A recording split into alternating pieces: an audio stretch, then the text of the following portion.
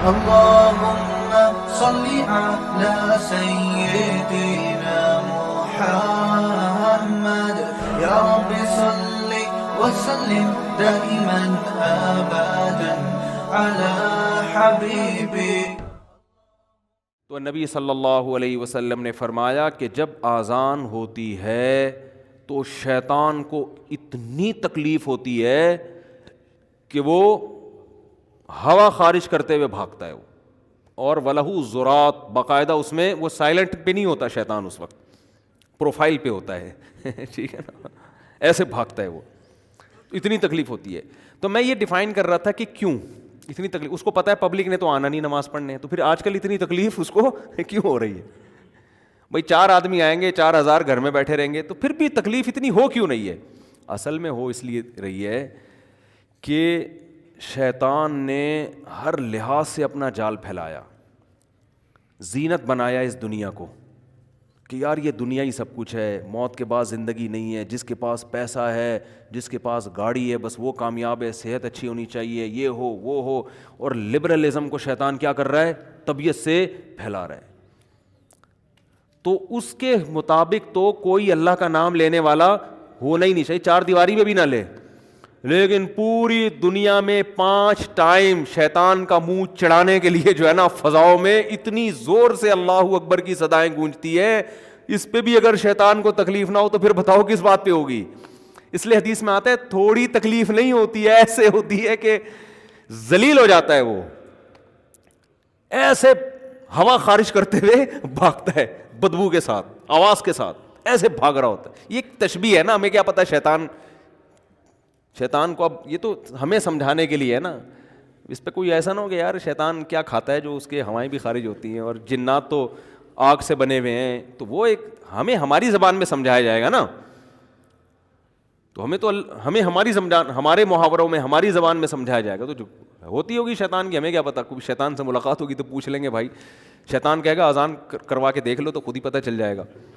تو اتنی تکلیف ہوتی ہے کہ میں اسلام کو ختم کرنے کے لیے کتنا دنیا میں کوشش میں لگا ہوا ہوں، اور مسلمانوں کی خلافتیں ختم کروا دی میں نے، آپس میں لڑوا دیا، دیوبندی بریلوی اہل حدیث اور ان بحثوں میں الجھا دیا، اور پتہ نہیں کیا کیا کروا دیا، لیکن پھر بھی سورج طلوع ہونے سے پہلے اذانوں کی آوازیں پوری دنیا میں، کسی کا باپ بھی ان کو نہیں روک سکا. اور کتنا مشکل کام ہے. اب تو لاؤڈ اسپیکر آ گئے، اب تو بند کمروں میں، جب یہ لاؤڈ اسپیکر نہیں تھا مؤذن مینار کی چھت پہ کھڑا ہو کر اذان دیتا تھا. کتنی ہوتی ہیں؟ یا تو ہوتا نا 25 لاکھ روپے یا 1.5 لاکھ روپے اس کو مل رہے ہوتے مؤذن کو، تو ہم کہتے چلو یار پیسوں کے لیے اتنی تھوڑی تنخواہوں میں صبح اٹھ کے مینار پہ چڑھتے تھے. وہ میں اکثر ایک واقعہ سناتا ہوں، آج بھی سنا دیتا ہوں. حضرت مفتی تقی عثمانی صاحب دامت برکاتہم سے یہ واقعہ میں نے براہ راست سنا ہے کہ ایک آدمی پچھلی زمانے میں نا صدیوں پہلے کسی نے جھوٹی نبوت کا دعویٰ کیا، تو آپ کو پتہ ہے ہر جھوٹے کے ساتھ 8-10 چمچے مل جاتے ہیں، تو اس کے ساتھ ایک چمچہ ہو گیا. تو جھوٹی نبوت کا دعویٰ کیا، اور پھر یہ لوگ سفر کر کے کہیں جا رہے تھے، تو کوئی ایسے سردیوں کا علاقہ تھا، ایسے ٹھنڈے جگہ پہ پہنچے جہاں بہت برفانی ٹھنڈ اور ہوا کے جھونکے، جیسے سردیوں میں ہوائیں جن علاقوں میں چلتی ہیں بہت کڑاکے دار سردی ہوتی ہے. تو اس جھوٹی نبوت کے دعوے دار کو نا اذان کی آواز آئی، اور اس اذان میں مؤذن کے الفاظ تھے اشہد ان محمد الرسول اللہ، میں گواہی دیتا ہوں کہ محمد اللہ کے رسول ہیں صلی اللہ علیہ وسلم.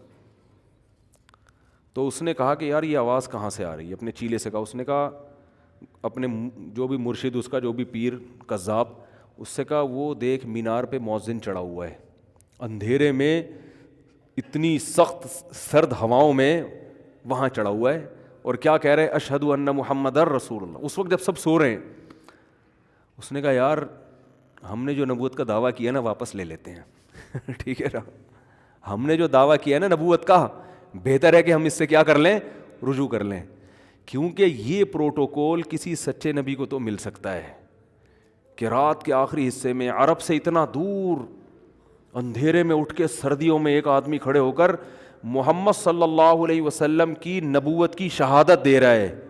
تو یہ عزت اور مقام کسی سچے نبی کو مل سکتا ہے، ہماری دکان چلنے والی نہیں ہے. عقل مند تھا، رجوع کر لیا اس نے. اور یہ رجوع الحمدللہ آج بھی سعودی عرب میں لوگ کر لیتے ہیں. پاکستان میں ایک شخص نے امام مہدی کا دعویٰ کیا, تو یہاں تو آپ کو پتہ ہے امام مہدی کا بھی دعویٰ چلتا ہے, نبوت کے بھی چل جاتے ہیں, کچھ بھی چلاؤ کچھ لوگ اکٹھے ہو جائیں گے آپ کے گرد. تو وہ جب سعودی عرب گیا نا, وہ تو حکومت سعودیہ کو پتہ چل گیا, حکومت سعودیہ نے گردن اڑانے کا حکم دیا اس کا نا, وہاں تو فوراً پکڑائی میں آؤ. تو ہمارے حضرت یہ واقعہ سنایا کرتے تھے, بہت پرانا واقعہ ہے. تو کسی طرح وہ بھاگ کر آ گیا. تو اب لوگ اس کے پاس جا رہے ہیں, سنا آپ امام مہدی ہیں, کہہ رہے ہیں میں نے رجوع کر لیا ہے. حالانکہ امام مہدی سے تھوڑی رجوع ہوتا ہے, تو مسئلے سے تو رجوع ہوتا ہے, لیکن وہ کہا الحمدللہ ہم نے کیا کر لیا ہے, رجوع کر لیا. تو ہمارے حضرت اس بارے میں بڑی تعریف کرتے تھے اس معاملے میں کہ وہاں آپ کو وہاں اس طرح کی دکانیں نظر نہیں آئیں گی, جادوگر بھی نہیں نظر آئیں گے آپ کو سعودی عرب میں. خیر, تو اللہ کو یہ آواز بہت زیادہ پسند ہے اور شیطان کو یہ آواز بہت بری لگتی ہے, بہت بری لگتی ہے. تو یہ کیوں پسند ہے؟ اس لیے کہ یہ اللہ کی کبریائی کو 5 وقت بیان, 5 وقت اللہ کی کبریائی بیان ہوتی ہے. اشہد ان لا الہ الا اللہ, میں گواہی دیتا ہوں کہ اللہ کے, ہم بے شک نہ سن رہے ہوں جو ہے نا, اللہ مؤذن کے ذریعے اپنا پیغام لوگوں تک پہنچا دیتا ہے. تو اس لیے بھائی نماز کی بہت سخت پابندی کرو. حدیث میں آتا ہے آپ صلی اللہ علیہ وسلم نے فرمایا کہ جو لوگ دنیا میں نماز میں صف اول میں ہوتے ہیں نا, قیامت کے دن جب اللہ کا دربار لگے گا تو وہی صف اول میں ہوں گے.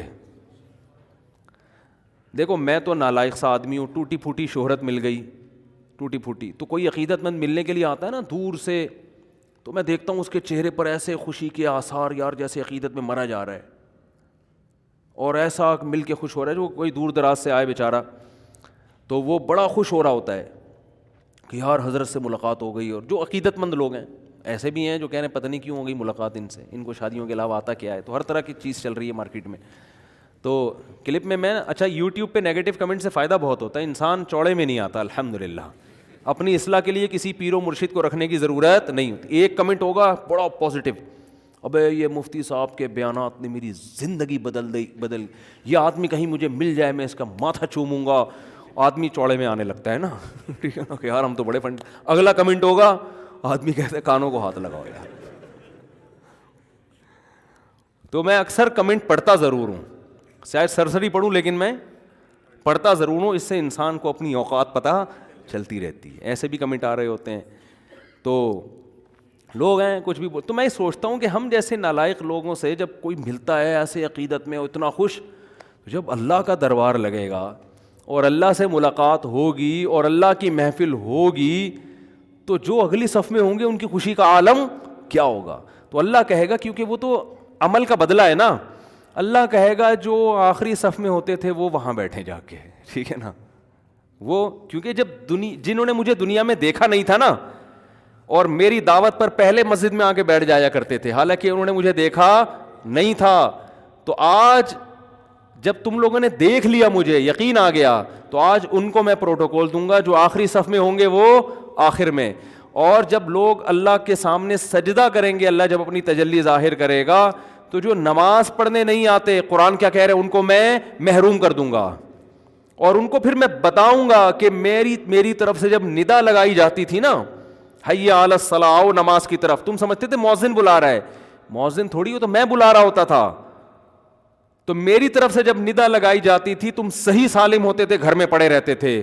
تو آج بھی تمہیں میری زیارت کی اجازت نہیں ہے, کیونکہ وہ تو عمل کا بدلہ ہے بھائی. دنیا میں تو سب کے لیے حکم برابر ہے, آخرت میں تھوڑی ہوگا.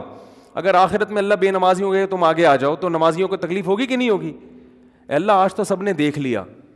اور حدیث میں آتا ہے اللہ کا دیدار اتنا لذیذ ہوگا, اتنا اس میں لذت ہوگی کہ جنت کی ہر نعمت کو بھول جائیں گے لوگ. ابھی ہم نے دیکھا نہیں ہے نا, اس لیے ہماری سمجھ میں نہیں آ رہا. امام شافعی رحمہ اللہ تعالیٰ فرماتے ہیں کہ اگر نافرمان کو صرف یہ عذاب دیا جاتا نا کہ جس دن اللہ کی زیارت ہوگی وہ اس زیارت سے محروم ہوں گے, تو فرماتے ہیں کہ جہنم کا عذاب نہ بھی ہوتا تو یہ عذاب کافی تھا ان کے لیے. کیونکہ امام شافعی تو کے دل میں تو اللہ کی معرفت تھی نا, وہ تو جانتے تھے کیا ہوگا. کہتے ہیں یہی عذاب بہت بڑا ہے کہ انہم عن ربہم یومئذ لمحجوبون، کہ یہ لوگ اس دن اللہ کی زیارت سے محروم ہو جائیں گے. تو قیامت کے دن جب اللہ کا دربار لگے گا، یا جنت میں بھی اللہ کی زیارت ہوا کرے گی، تو آپ نے فرمایا کہ اللہ کے قریب ترین وہ لوگ ہوں گے جو دنیا میں اللہ کے قریب ہوا کرتے تھے. تو اس لیے نماز میں بھائی بہت اہتمام. آپ صلی اللہ علیہ وسلم نے کیا فرمایا؟ 7 آدمی قیامت کے دن اللہ کے عرش کے سائے میں ہوں گے، مشہور حدیث ہے. ان میں ایک وہ امام عادل، جو بادشاہ بن کے حاکم بن کے عدل کرے، انصاف، لوگوں پہ ظلم نہ کرے، کیونکہ بڑا مشکل کام ہے. آپ کے پاس اختیارات آ گئے مگر آپ تمیز سے چل رہے ہیں. وہ ابھی تو سبھی تمیز سے ہے نا، کہ ہے نہیں اختیار نا.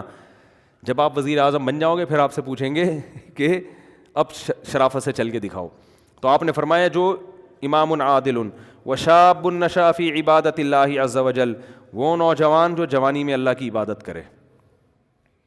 جوانی میں مشکل کام ہے، جوانی میں گناہ سے بچنا مشکل، جوانی میں صدقہ خیرات کرنا مشکل، کیونکہ جوانی میں انسان کیا کرتا ہے؟ روکتا ہے کہ ابھی میں پیسے بناؤں گا.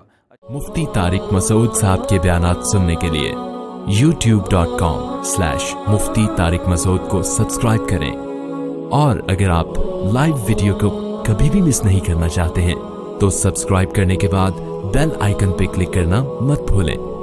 جزاک اللہ.